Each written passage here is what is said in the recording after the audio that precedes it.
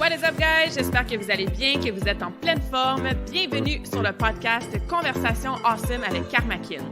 A place where we speak Franglish, say the word awesome a lot, mais surtout un endroit d'inspiration et d'éducation pour vous aider à optimiser votre santé globale from the inside out.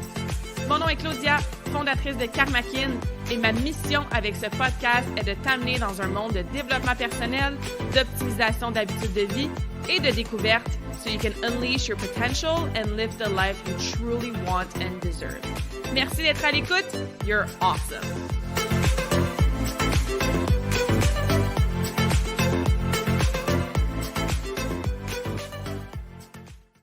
What is up, guys? I have quite the guest for you today. Je suis super contente et reconnaissante de vous présenter my dear friend Ren, qui va venir nous jaser aujourd'hui avec beaucoup d'humour, vous allez voir, beaucoup de franchise, a lot of kindness.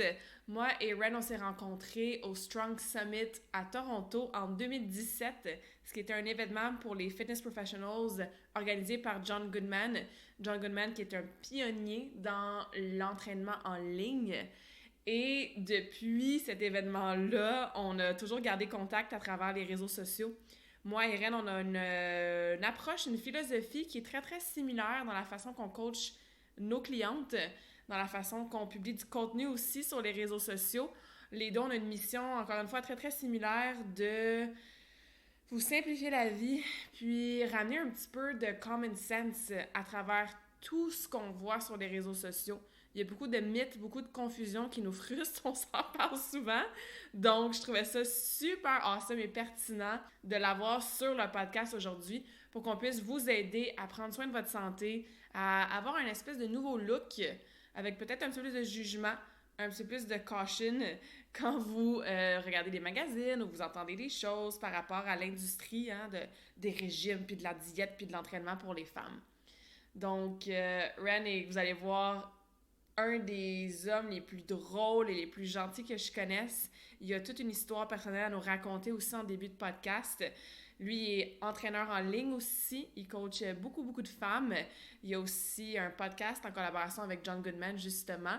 Il aide beaucoup de fitness professionals à devenir, successful ou experts dans leur domaine avec l'entraînement en ligne. Donc, c'est quelqu'un qui est bien connu et bien respecté là, dans tout le monde du online training.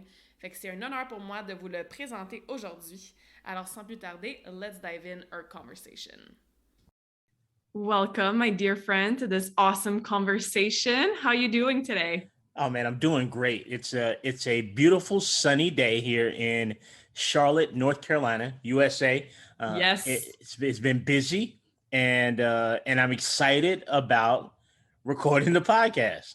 Yeah, thank you so much for being here. I'm excited about this conversation too because I don't follow a lot of fitness professionals or influencers on social media because there's so much bullshit out there. There's so much misinformation, confusion, yes. But there's still some of us who try to bring a lot of sense and common sense into all the myths and the confusion and maybe some messages that are not as authentic as we would like them to be. So you're part of the very small group of awesome fitness professionals that I follow. So I'm excited to have this conversation with you to debunk some myths, simplify, knowledge, nutrition training for women.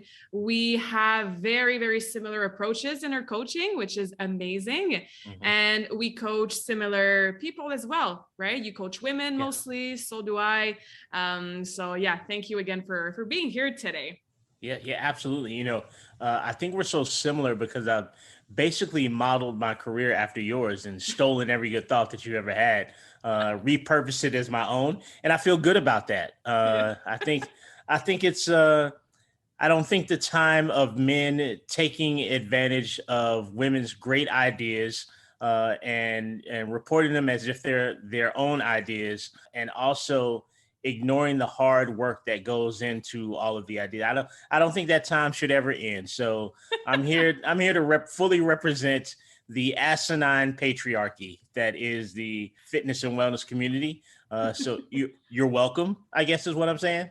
Uh, but but in all seriousness, we're sort of raised on at the same fitness table, right? We've got a lot of Mm-hmm. similar mentorship from a lot of the same places, and also the fact that neither one of us is batshit crazy allows us to have some of the same similar views. So it's always a pleasure to chat with you, and I'm excited to be here, man. It's gonna be. I know it's gonna be a good conversation. Mm-hmm. It will be. So before we dive into the actual topic, I want to hear about your story. You have a very inspiring story. You have a very strong, deep, emotional why you're doing this. So I'd love for you to share how you ended up here, what brought you to the fitness industry, and your strong reason why you want to help women that much. Absolutely. So I'll tell the story as completely as I can with also respecting the time. Uh, we all have our sort of a dual story in terms of coaches, right? We Mm-hmm. have the reason why we sought out fitness, Yep. and then there's usually some overlapping reason why we sought out bringing wellness, fitness to other people. So I guess the first part of my story, and I'm not sure that I've told you this part, but I had a brother that was 18 years older than me, Rodney, my big brother Rodney.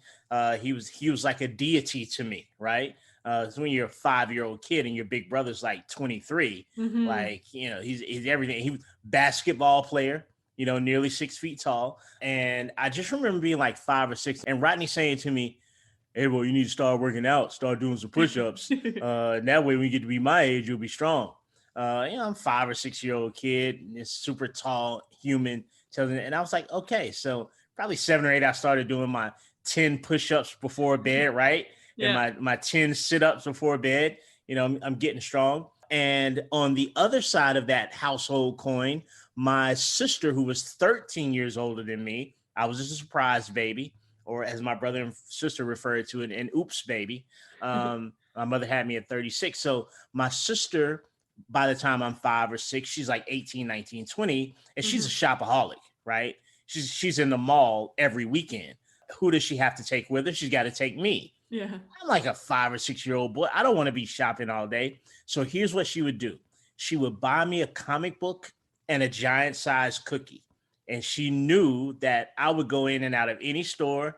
I'd eat the cookie half of the day we were in the mall.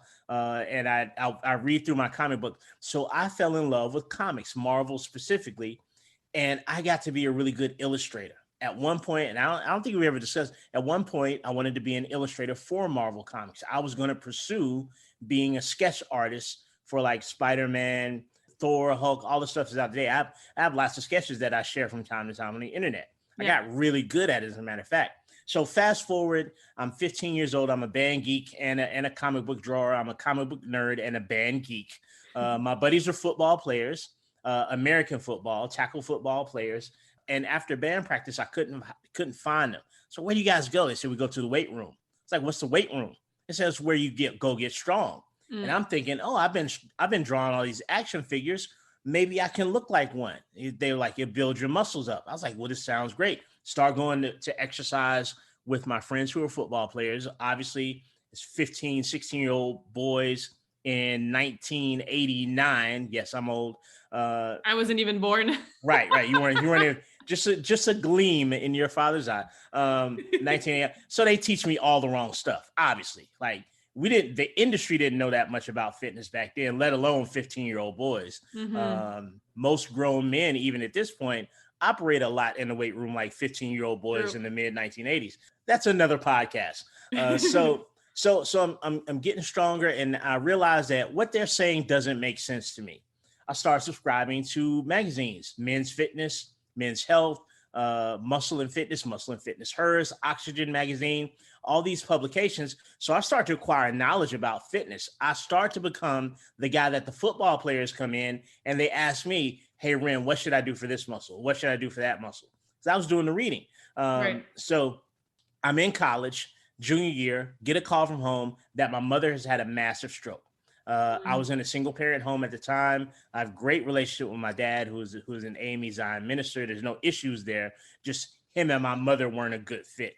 So my mom's single parent home. I get a call that mom has had a stroke. and I need to come home right away from school. I did. My brother Rodney met me at the hospital. He said, okay, when you go in, mom's face is a little contorted, but she's very cognizant. And I get in and the doctor asking her a set of questions. Who's the president? What year is it? She's nailing them, but she can't open her eyes and her mouth has that Bell's palsy, right? She doesn't have Mm. control over one side of her face. My brother Rodney takes me back out of the hospital room. I said, well, what led to this? I knew that my mother was a smoker. I was like, it's smoking, wasn't it? He was like, well, that's that and stress because we don't know where Robin is, my older sister, Mm. who's in her mid 20, 30, early 30s at this time. I find out the same day that my mother had a stroke that my sister is yet to be found. She's married, living in Washington, D.C., which is a good ways away from North Carolina. But apparently she's crack addicted and no Mm. and family was keeping this from me. So the same time I'm learning that my mother has had a stroke and learning that I'm probably not going to go to school the next semester because my mother was footing the bill, Yeah. I learned that my sister is crack addicted. Fast forward a few more years, I'm out of school, I'm working my job. My mom is now living with my brother and his wife. And I get a call while I'm out on my job as a sales professional. I was working in the insurance industry and I was a sales trainer, corporate sales trainer. I get a call. Rodney's had a massive heart attack. Okay, I'm headed home. The person on the other end of the phone said he didn't make it. So Okay. my brother died suddenly of a massive heart attack when 2007. I think I was 33 years old, if I'm not mistaken. So my mom moved out of my brother's home and into the home with my sister, who is now recovered from all her addictions. She's sober now. Been sober for a dozen years or so at this point. She's Wow. married, got a nice home in my hometown. And one night, 4 years after I got that call about Rodney, I get a call from my sister. Hey, how you doing? So and so, this and that. And my sister had redeveloped the habit of going out and having drinks.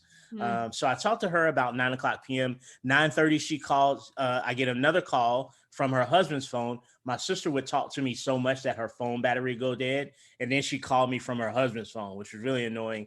So I get a call from her husband's phone. I say, "What's up?" And it's her husband, and he's crying. Mm. Robin was in a car accident. She hit a tree. She died instantly. She didn't make it.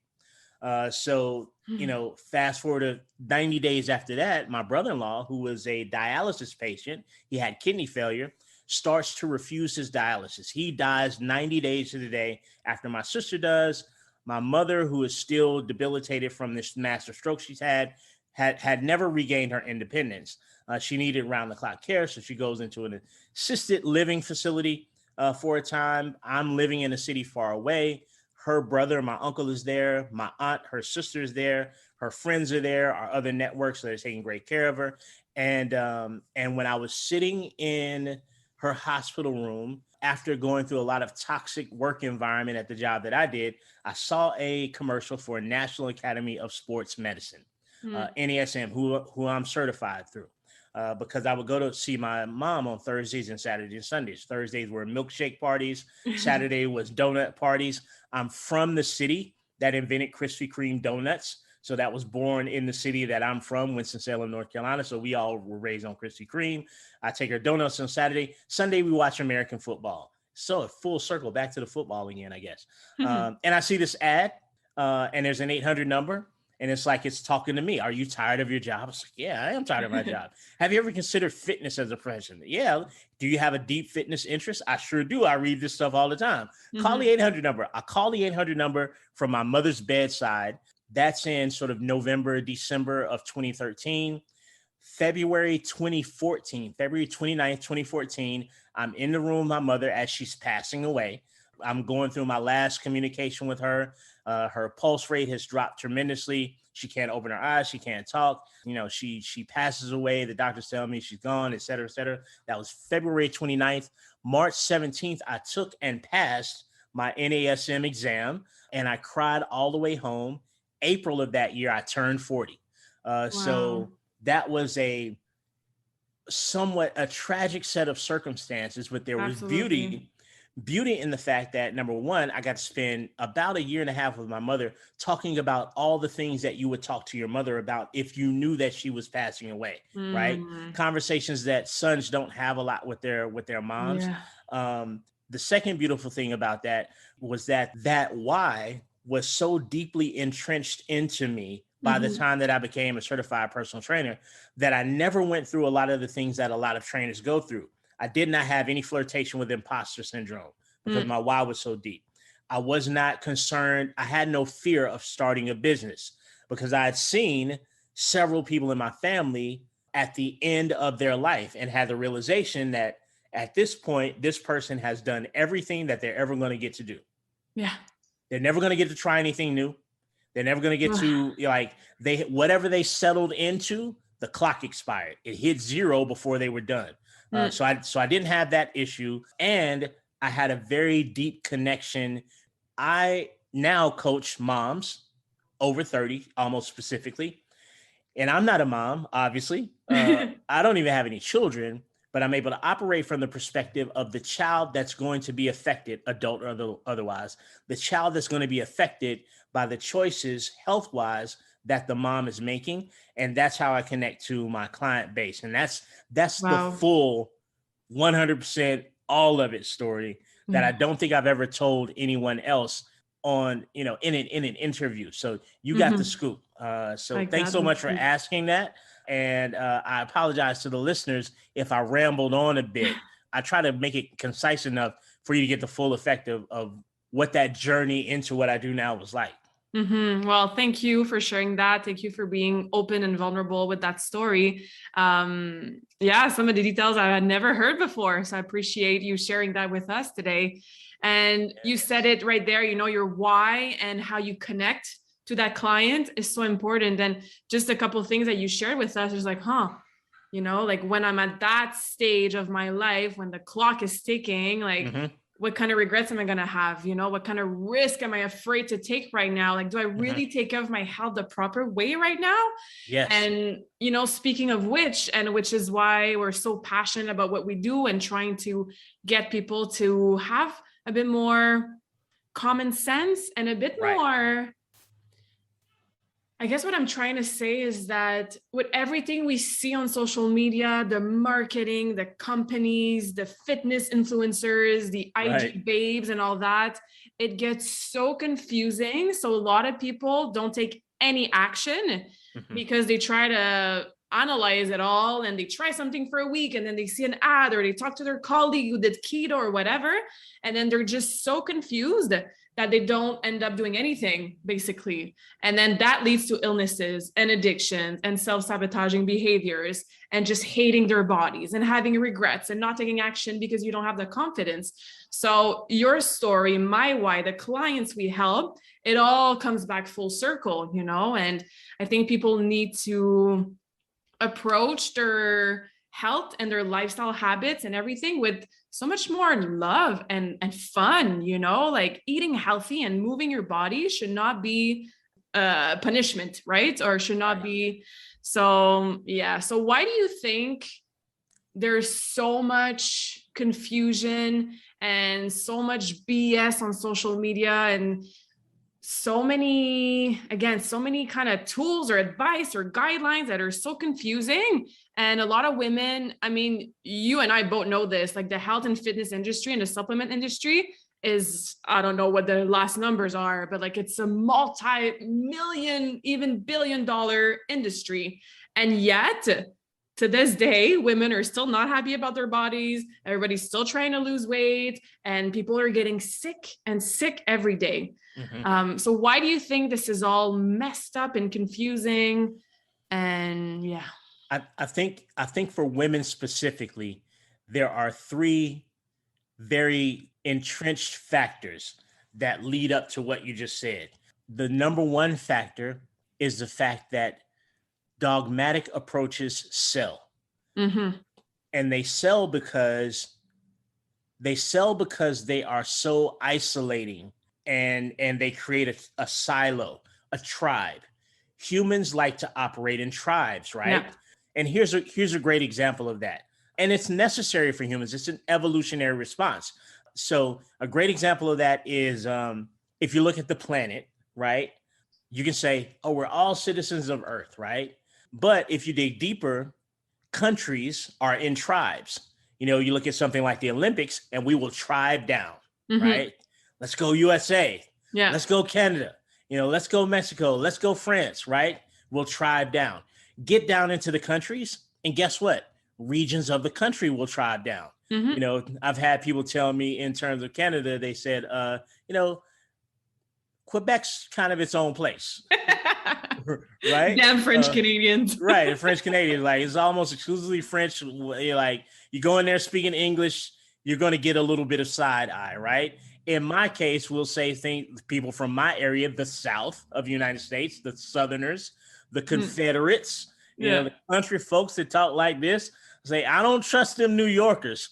They just so slick. People in New York, son, people down South so country, bro. Like, why they so country, son? Right? So we need to tribe down in terms of regions. You get into New York City specifically, you've got boroughs, right? The 5 boroughs of New York, people from Manhattan, which is the luxurious part of the city, versus people from Staten Island or Queens. Mm-hmm. You go into the city, the boroughs, you're going to have neighborhoods in that side of town. So people need to tribe down. It's an evolutionary response, right? Being a part of a tribe protected you from an evolutionary perspective. Yeah. So in terms of nutrition and exercise, we need to be CrossFitters or bodybuilders or Paleolithic eaters or vegans. Or vegans. Like, we need to tribe down. The dogmatic approach to nutrition appeals to our evolutionary need to be in a specific tribe. So not having a dogmatic approach isn't very attractive to us on an animalistic level. The second thing that I think complicates this for women, specifically in the wellness space, is what you've been trained to think about yourselves, right? From the programming. If you look at, there's been studies about programming in terms of cartoons or children's programming. The bigger bodied individual is always the buffoon, the clumsy one, the one that can't be trusted, right? They're the villain, right? If you look at something as simple as The Little Mermaid, Ursula the octopus, heavy set woman. If you look at shows like Honeymooners, which is an old show, or a show like The Flintstones, for instance. Fred Flintstone was in charge, taller and slimmer. Barney Rubble, shorter and fatter. He was a sidekick. Like, programming, you look at things like Cosmopolitan and Teen Cosmo or Teen Vogue, all the magazines and publications that young ladies are inundated with, right? You look at pop stars, you look at a McDonald's commercial. Yeah, even lyrics and music. It's also invasive and pervasive that it leads you to believe that normalcy is associated with a certain size. So you can't love the way you are. Not only can you not love the way you are, we want you to not love the way you are, because that pushes money into the wellness machine, right? Exactly. Imagine all the money lost if you felt amazing about yourself, right? Absolutely.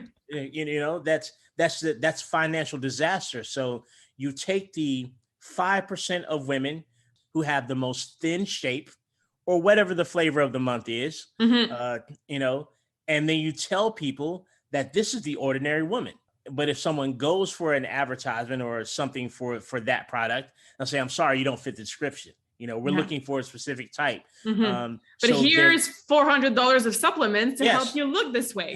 This way, because the way you're made is inherently wrong. And this is the average, even though this only represents 5% of the population. So that's the second thing that I see. And the third thing that I see is just the sheer ego of wellness professionals, right? We are unfortunately, and you and I are not trained like this, but we are unfortunately much more likely to be coach-centered than we are to be client-centered. Do what I say because I'm right. The way you live is wrong. You need to live more like me. Look, I have all my food in these opaque gray Tupperware dishes. I've got my green broccoli, my bright orange dollop of sweet potato, and my beige pale cut of chicken, right? And I've got them lined up 3 by 6, for all my meals this week. And if you could be more like me, you'd be okay. So all of those messages are like an unholy planetary alignment that signals that the sun is about to engulf the entire solar system. And people really fall for it because it's nonstop. It literally Exactly.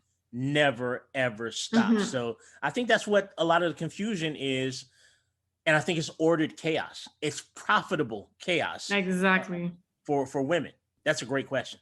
Well, I love your answer. It's super interesting. And even seeing this with another pair of glasses, you Yeah. know? So, like, ladies who are listening, next time you're scrolling on social media, next time you're waiting in line at the grocery store, looking at the magazine covers, like, try to step away from yourself and be the observer. You Right. know, like, what is this ad really telling me? You know, Mhm. and yeah, no, that's super interesting. So let's have a bit of fun, and we might get passionate All right. about this. I'm What's all for it. what's one thing that you see or hear or read on nutrition that is to you, and I'm sure I'm going to agree with you, total nonsense? Like, this has to stop. We need to stop saying that on social media. It makes no sense, and it's more harmful than anything else. So let's start with like one myth that you see. Man, there's so many. Where to start? 1,200 calories. That's Yeah. a good one. And I've got at least five more. But 12. I'll start there. 1,200 calories. The idea of all health coming through eating a lot less than what you Mm. do right now. Yeah.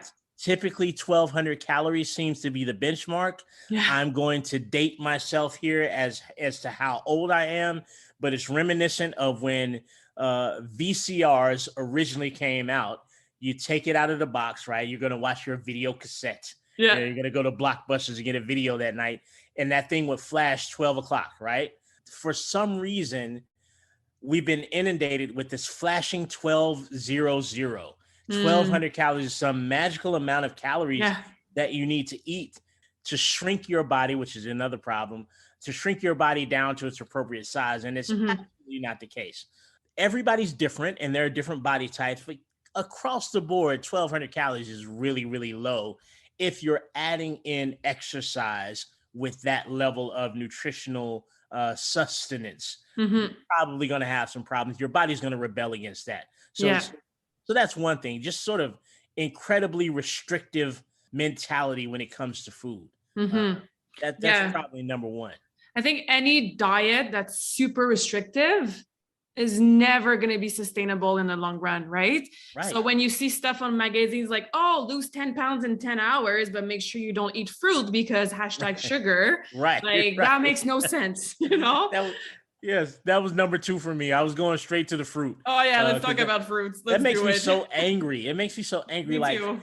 if anybody that's in the wellness industry, other than you having a dietary intolerance Hmm. or an allergic response, like I don't want you eating strawberries, they cause an anaphylactic shock because we said strawberries are good. They're Yeah. not good for you. So that's different. That's not what we're saying. But if someone in the wellness profession tells you in order to reach your goals, you need to lay off the fruit. Like fruit's going to be bad for you. Fruit's It's bad. Yeah. fruit's bad. Like number one, it's not even the same type of sugar. An apple is not a Reese's peanut butter cup, Hmm. right? A banana is not a Snickers. These are two totally different types of sugar. You've got a refined sugar versus a naturally occurring sugar Hmm. uh, in fruit. And even if we did say there's too much sugar in fruit, the fiber that you're probably going to get from the fruit outweighs any sugar content. The vitamins and minerals, we talk about micronutrients. That's Hmm. stuff like vitamin A and K and vitamin C and magnesium and selenium and all those good body salts, body metals, vitamins that you need. Fruits just packed full of that stuff. Yeah. Not only that, it's got a lot of water in it. Fruit can be very hydrating. It's one great way to eat more water every day. You Hmm. want to increase your water intake? Increase your fruit intake. Not only that, but it's very satisfying. You're not going to overeat fruit. It's low calorie. I mean, try to eat two apples back to back. You Yeah. can't do it, right? It's very low calorie for the volume. You get Hmm. full off of probably somewhere to 20 to 100 calories for servings of fruit. It's not very many calories. And then the other fact is something called phytochemicals, phytonutrients. We call them sometimes PHYTO, phytochemicals, and those are things like different properties in each one. You know, purples do a certain thing, Mm-hmm. reds do certain other things to you, like orange colored fruit and yellows. It seems to be very, very helpful for immunity boost. Eat the rainbow, not Yeah. necessarily Skittles, but fruit is not causing dis-ease and poor movement and interruptions into health. It's just Mm-hmm. not. Have the fruit. Yeah, have the fruit. I always say, like, did you ever meet somebody who got fat from eating too much Right, fruit? Like, fruit is right, never the problem. right. You know, and Never a the Kit problem. Kat doesn't grow on trees, Right, right? Like, exactly. where does your food comes from? Right. Like, you cannot tell me that I cannot have an orange, but I can have all the bacon and all the cream. You know, like, to me, it's just common sense. Common sense. But again, with the marketing, it's like, oh my God, maybe they're right. Because when you read these articles, the low carbs diets and the keto diet, you're like, oh, it actually makes sense, right? But again, I always say, obviously, your portions and how much you're eating is important for fat loss, but more so like the quality of the food you're eating.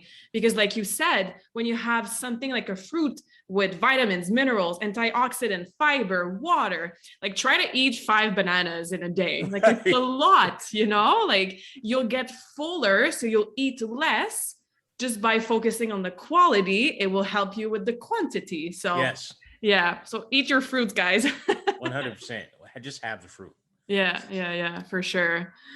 Anything else? Maybe a myth related to cardio or like physical activity or lifting heavy for women. And I'm going to look like a jacked bodybuilder if I lift heavier than 5 pounds, you know? Let's go there. Let's go there. Because that's a great, simple to explain thing, right? So what Claudia is alluding to is the myth that if women lift weights, relatively heavy weights, almost specifically, and heavy is a relative term.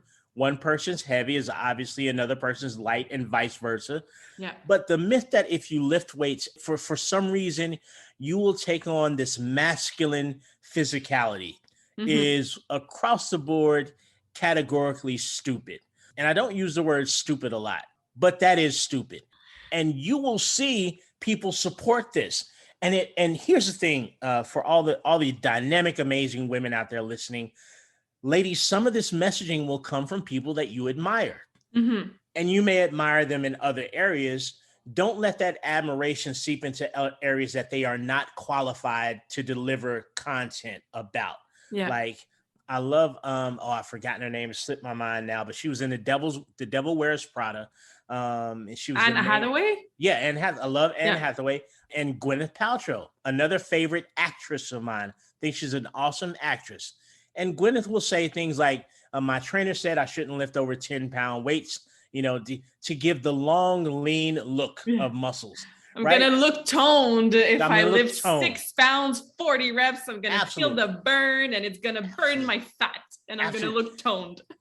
Brilliant actress, batshit crazy trainer, right? It doesn't have anything to do with educating you about this. You know, so here's what happens or probably has happened. And ladies, you may have had this experience. You start lifting weights, you start strength training to become stronger or to become fitter, or as Claudia just said, you trying to get that tone looked. And then, you know, a week into it, you get on the scale, right? And your weight has gone up. Oh my gosh. Oh my God. Oh my God. It's not working. Yeah, it's the worst thing that can happen to me has happened. I have gained weight on the scale. Yeah. Gravity has a slightly greater pull on my body than it did before last week. Here's what most likely happened. Your body likes something called glycogen, a derivative of glucose, a derivative of sugars, carbohydrates, if you will, are broken down into this magical fuel for muscles in the brain called glycogen. And it's preferred energy source of not only your brain, it's the preferred energy source of your muscles. So think about your workout as driving your vehicle all over town. And later on, you're like, man, I better get some petrol, some gasoline before I get home because I have to head out early in the morning. So you stop by and you fill up the tank. That's what's happening when you eat after you've exercised. Your muscles will say, we're not used to driving this much. You know, we're going to need to fill up the tank with some glycogen. absolutely normal human process. Should be happening. It's exactly how you get healthier and stronger, helps the muscles repair themselves. The thing about glycogen is every one molecule of glycogen is bonded, going back to chemistry class, bonded to 3 or 4 ounces of water. Yeah. So let's think about that. You've got more of the glycogen in your muscles now because you've driven them all over town. You hadn't been driving them before, hadn't driven them since COVID started, right? Now you're driving those muscles. They need the fuel. You eat, it breaks down to glycogen. It goes into the muscles. It's like, hey, I got 3 buddies that want to ride with me. I got 3 homies. They're triplets. They're water, water, and water. Yeah. And that comes into your muscles with the glycogen. You've got more water in your muscles now. You haven't gained any fat. What's going to happen when you get on the scale? You're going to see more weight. It's because your body is following a normal process, and it will balance out over time. Yeah. You have not gained fat. You certainly have not become She-Hulk. If it was that easy to bulk up, ladies, every man that you know that works out would be walking around looking like Chris Evans as Captain America in Marvel's The Avengers, or even better yet, Thor, because Thor is jacked. Chris Hemsworth is jacked and we've been working out this whole time with all the complements of those male hormones, specifically testosterone. We have a higher level of human growth hormone that allows us to naturally build muscle. Yeah. And we're not jacked. It's such a specific way of eating to develop that muscle. Most women, to be perfectly honest with you, don't have the physical profile to do it. And when you see a true bodybuilding heavyweight woman, rest assured that there is some pharmaceutical aid going in there. Yeah. With probably very, very tiny amounts of exceptions. There may be 0.03% of women in the world that have a natural hormonal profile to develop muscular thickness from front to back, a la a bodybuilder. You're not going to fall into that. See your way through your program for strength training. Yeah. Keep eating in a way that nourishes your body, as Claudia said, right? Go for nourishment first. Quality will help you minimize your quality of food, and give it 3 months or 6 or better, a year. I think you'll be very pleased with where you are, although initially you may see an initial weight gain. Hopefully there's a little bit more understanding as to what's actually happening in that case. That's a great topic, Claudia. Please, of course, feel free to add. Yeah. And I think going back to another not so sexy word that we don't really see in the marketing industry and in the health and fitness industry is consistency. Yes. Right? Like, it's better to see, like I said, lose 10 pounds in 10 hours as long as you don't eat fruit. That's attractive. It's like, oh my God, tell me more. If I show up and I'm like, oh no, strength train 3 to 4 times a week, make sure that you follow a progressive overload, make sure that you rest every night and you recover during your sleep and stay consistent. That's not sexy for a marketer. That's not attractive, but that's what works. That's what works. And that's what allows women to keep their results in the long term, right? I'm sure a lot of ladies are listening to us. It's the yo-yo dieting. It's the 12-week program. It's the 30-day challenge. But health does not have an expiration date. It does when, unfortunately, you're done in this physical life, just like what happened to your mom and your sister, Absolutely. So it's consistency, and it's deprogramming the beliefs that I have to do this. I have to follow a strict, rigid diet. I have to do, like we said earlier, 40 reps at 2 pounds because I'm scared of building muscles, And this is why following people who are educated, getting a coach, doing your own research as well is so, so, so important. It's super important. And there's some women-specific things that make strength training even better and more important. One is a term, sarcopenia. It's just muscle loss. That's what that means. And sort of after 30, ladies, you're losing anywhere from 2 to 5% of muscle every year of your life. You end up in your later years relatively frail, right? And you don't want to do that, right? So strength training is a great way to get around that. Number 2 is sort of bone density, osteoporosis. So over the course of time, not only do you become frail from a strength perspective, you become brittle also. Mm-hmm. It's a terrible combination.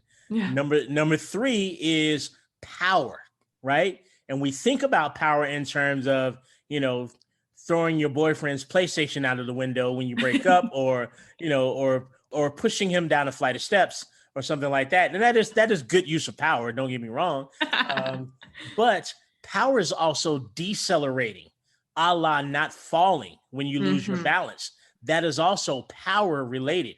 That's you being able to use enough physical strength in a shorter amount of time to push things in a direction that you want to go. So not falling because you're frail, you're brittle, and you're getting clumsy. And then the last thing that I would mention is as you go through and Claudia's obviously a young woman, she's not gone through this yet, but as you go through the stages of change hormonally, perimenopause into menopause, which is technically a second a day, into postmenopause, which is everything on the other side of your last monthly menstrual cycle. Muscle is so good for dealing with that. That's another complicating factor that also will start to rob you of muscle. And you can really get a handle on your abdominal fat deposits, by doing great quality strength training leading up to that and through that into the later years of your life. So as you said that, I felt obligated to mention it. There's just no wrong reason for, there's no wrong in strength training at all for women. Like there's literally nothing bad about it. Nothing. That's why we love it so much. Exactly. And it's important to have a customized program, especially if you're starting out. So if you haven't trained in a while, or if you don't want to go to a gym, you want to train at home or whatever it is, if you don't know how to start, where to start, like reach out to me, reach out to Ren. Again, there's no lack of information and content on the internet, but there's a lot of nonsense. So if you follow this amazing women on Instagram and she's shaped like, a fitness model, but she's on a Bosu doing like a squat on one leg, jumping around, pressing, landing on her head, that might not be what you're meant to do and what you're meant to try at home. She doesn't even train like that. I promise you, she squats, she deadlifts, she lunges, she pushes stuff, she pulls stuff. She does not do this craziness. So again, just be careful, guys, what you see, who you follow. And there's me, there's Ren, there's other awesome fitness professionals out there. But I really wanted this conversation to plant some seeds, and just make sure that you guys have more awareness when you scroll or when you see some magazines. So to kind of wrap things up, we talked about strength training. We talked about eating the fruits. We talked about not being scared of eating and not like under eating all the time. We could have talked about cardio. Like there's so many things we could have talked about. You have great content on your platform. So definitely I'll encourage everybody who's listening to us to go follow you for more information. But to kind of sum everything up, what would be your 3 or 4 main key guidelines or advice for women to make sure that they stay consistent with their habits and stuff they could start doing right away to make sure they optimize their health? Very good. The first thing I would say is don't make it too difficult initially. You're going to break the habit if you throw the kitchen sink, as we say, at everything at once. You're going to fall off the proverbial wagon. There's no way around it. You're doing too much too soon. You don't have to do that much. Take one movement thing and incorporate that, and maybe take one nutritional thing. You can start as simply as drinking a glass of water in the morning and in the evening and walking every day. Yeah. That's a great place to start, and master that before you add something else to that mix. Great place to start. Yeah. Long-term change has a tendency to favor evolution, not revolution. So I like that. So when you try to revolutionize your way of life, typically you're not going to be able to sustain it. So that's the number one thing I would say. The number 2 thing that I would say is nutritionally work with addition instead of working with subtraction. I love this. That's why I always tell my client, you know, you tell a kid, don't do that, don't eat that. They're going to eat it and do it. It's the same for adults. So add awesome things in your nutrition. Sorry, keep going, but I had to emphasize that point. It's just a great point. And I'm glad that you jumped in to celebrate that point with me, because it's important. Playing defense is exhausting. If you've ever seen those great movies where the woman is like abused by her spouse. I think there's an old movie called Double Jeopardy with American actress Ashley Judd. J-Lo had a movie called Enough where like her husband took their kid or something and he was after her. And that's the first half of the movie. And then the second half of the movie, she decides to learn like martial arts and she takes like a firearms training. And like the back half of those movies, the supposed damsel in distress, they end up like, now they're hunting for this person. Yeah. They're looking for the abusive ex-husband. You know, they booby trap their home. They're going to get them. You can do that with your nutrition. You don't have to always be on the run from rice or flour or soda. You can be offensive. And it's much more fun to say, today, regardless of what I eat, I'm going to add in an apple. Yes. I'm not going to take anything away. I'm not going to write out a laundry list of things that I cannot have. I'm going to focus my attention on what I want to add to my nutrition that falls in line with my intentions for my health. It's so much more fun. Yeah. And it's actually the way that your brain works because the human brain does not unfocus.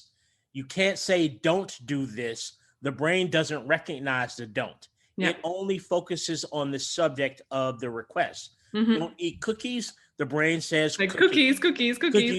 Yeah. So don't play those psychological games with yourself. And then the third thing that I would advise people to do that's relatively simple and easy to do is trim your social media feed. You know, we often, especially in the case of women, what I see happen often is something meant for inspiration turns into comparison. And here's how you tell the difference. If you look at it, that inspiring thing, and as you're scrolling, you're feeling more and more and more like shit. Yeah. That's comparison. Delete it. You don't need to be that curious. Yeah. If you're looking at it and you feel empowered by it, if you feel like this is great information, or here's somebody that's much more like me. This body reminds me of my body. And I love that. It's great information. Then keep it. You have power to set your own environment on social media.